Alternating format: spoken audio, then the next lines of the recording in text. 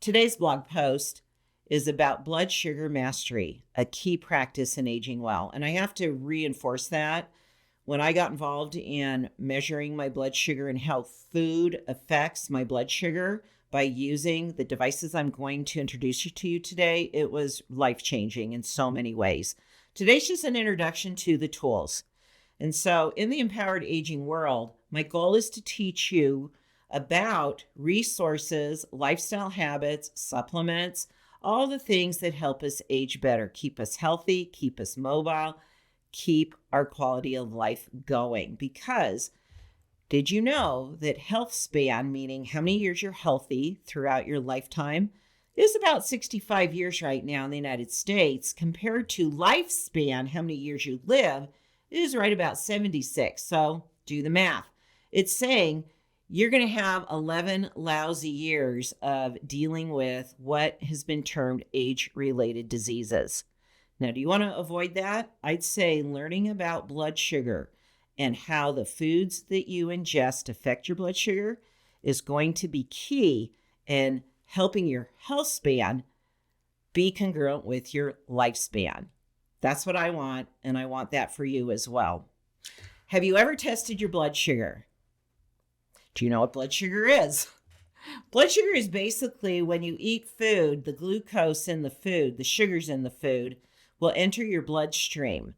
Now, the more processed the sugar, like white sugar and anything that's high on what's called the glycemic index, the higher that is, the more sugar dumped into your blood. Now, your body's reaction to that is to produce the insulin it needs to make use of that blood sugar, meaning it's going to put it to work.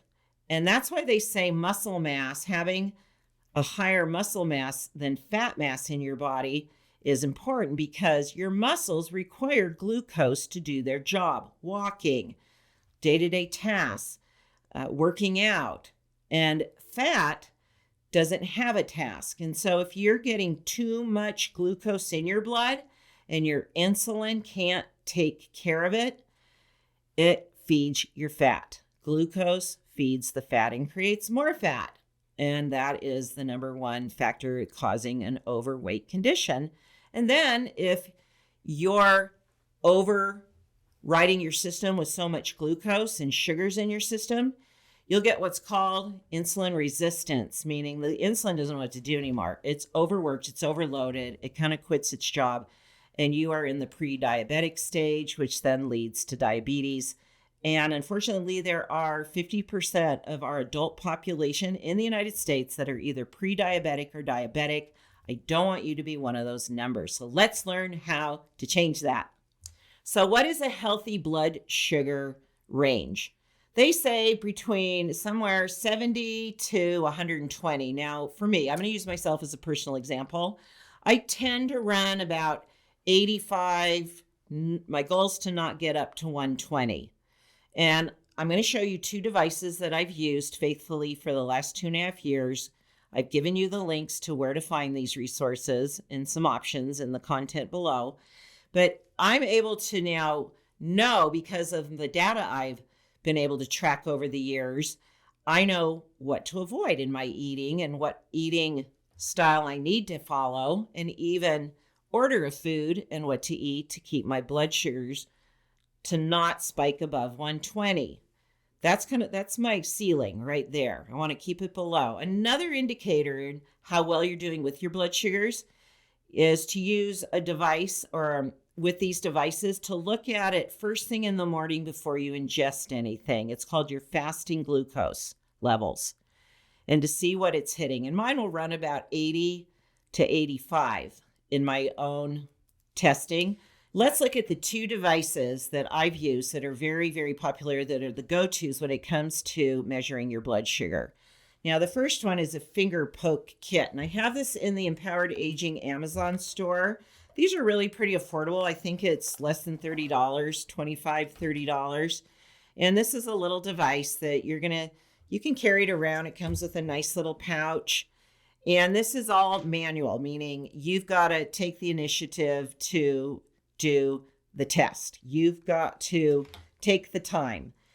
And next week, I'll be teaching you about when to take it and how to. This is all just about how what the devices are, how they work.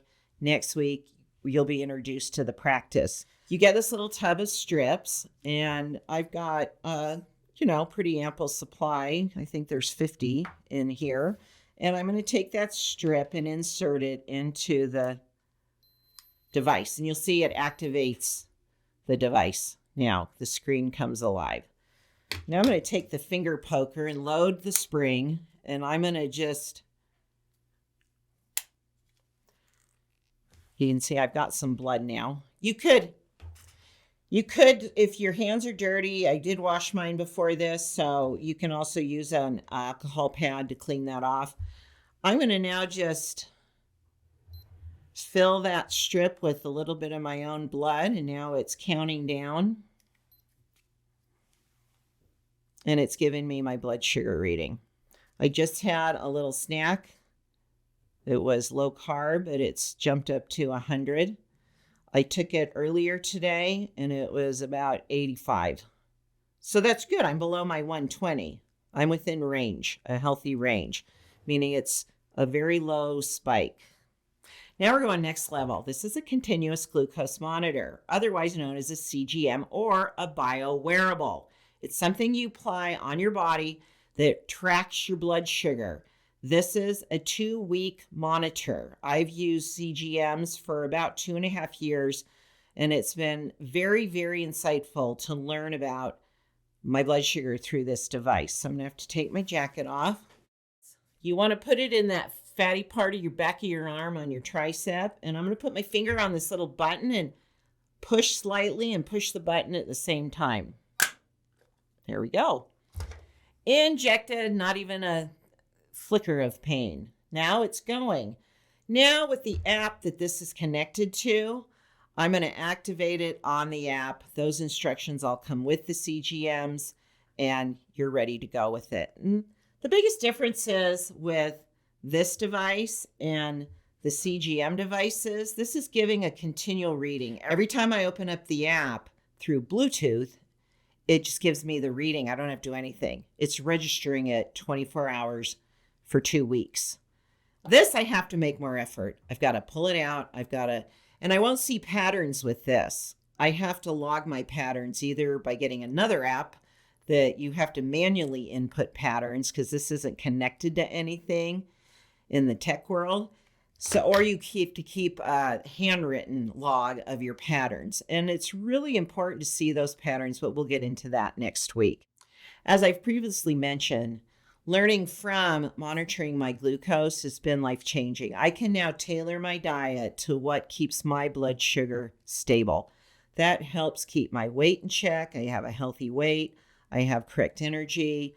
My brain health is outstanding, and that's been a number one reason I've done this, because I've got a lot of history with some brain health stuff that I want to keep in check.